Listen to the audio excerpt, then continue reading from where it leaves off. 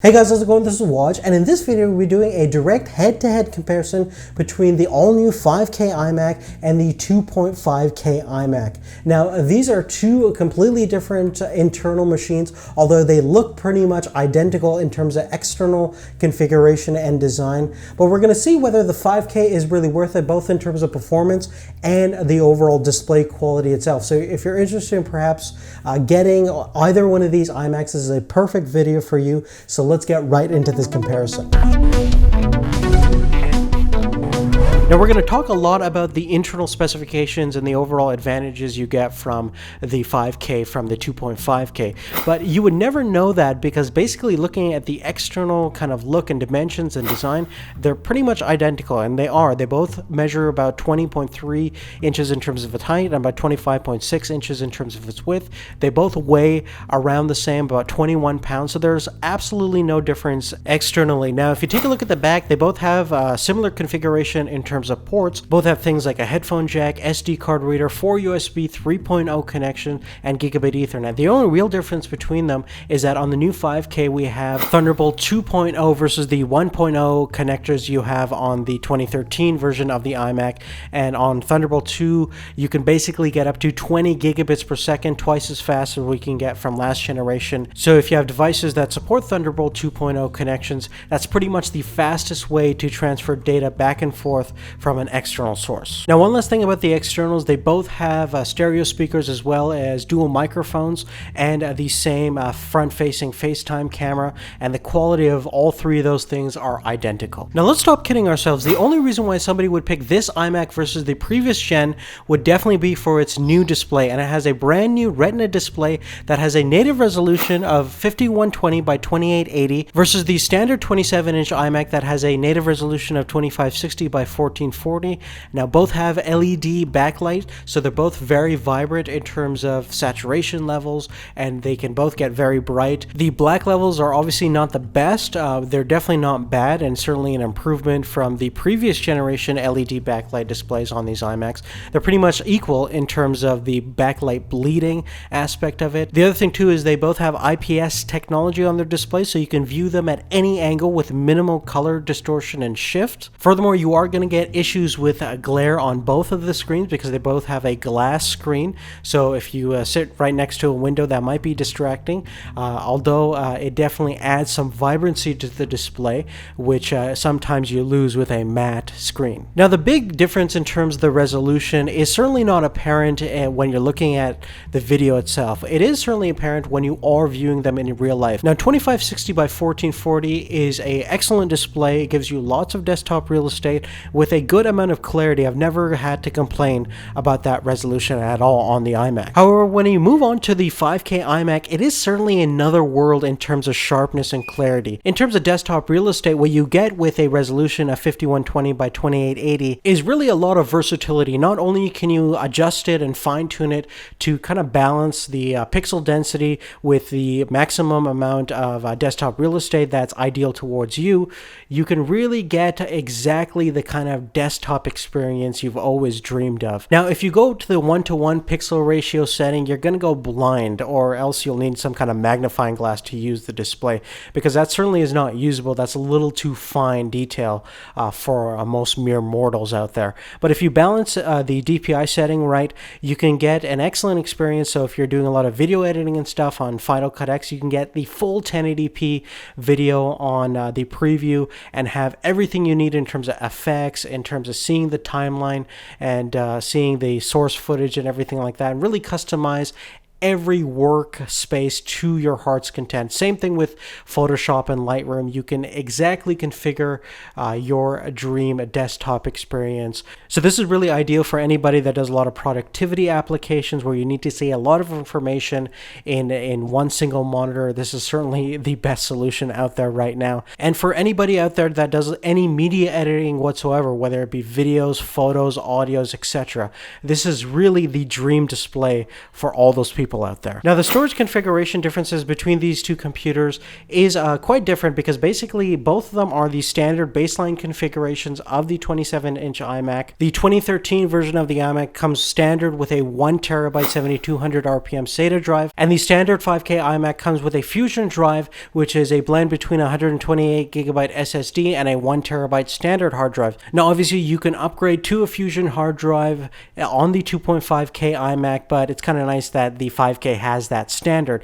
Now, in terms of the speed differences between the two, you're going to find a huge difference. And just to show you guys the difference between the Fusion drive and the standard 1 terabyte hard drive, we're looking at the Blackmagic speed test, which is certainly giving a huge difference in terms of the read and write speeds. We're getting over 600 megabytes per second in terms of read on the Fusion drive, and about 300 megabytes per second in terms of write, and the mechanical hard drive is struggling at 130 megabytes both in terms of read and write. Now, next we're just going to do a quick boot up test to see the difference between how both these two computers boot up from a cold start.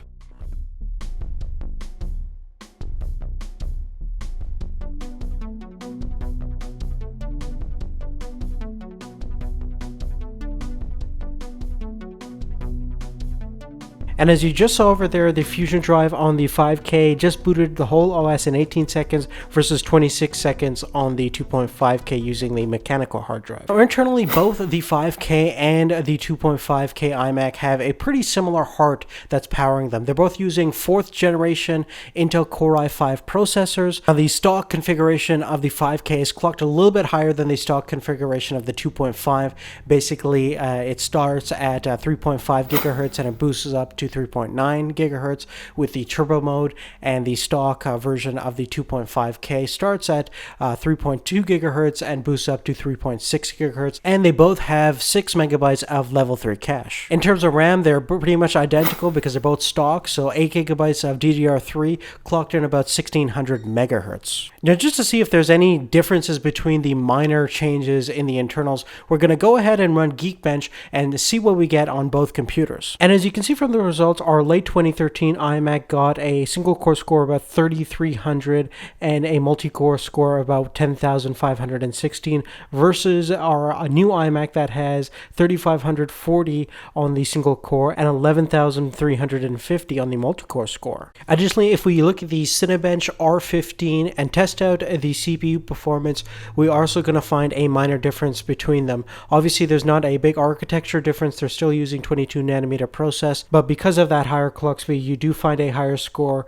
on the 5K, getting about 532 points versus 438 points. Now, moving forward, we're going to talk about the graphics capabilities of both of these two computers. Now, thankfully, we do have a little bit of a difference over here. On the new 5K iMac, we have an upgraded AMD R9 M290X with 2 gigabytes of GDDR5 versus the NVIDIA GeForce GT 755M that had about 1 gigabyte of GDDR5. Now, that extra amount of video RAM is definitely going to help with rendering video and generally handling that 5K resolution, because the more video RAM you have, the better it is at higher resolution. Now, to test out the GPU differences between these two computers, we're going to do a couple of these benchmarks. Obviously, we're going to do some gaming benchmarks, so we're going to use a synthetic benchmark that I like to use, which is Unigen's Valley benchmark, which we're going to set at 1080p and make sure our render quality is at medium settings so we get some pretty decent frame rates on both GPUs. And taking a look at the results, you can see we got a solid 44.7 frames per second on the 5K iMac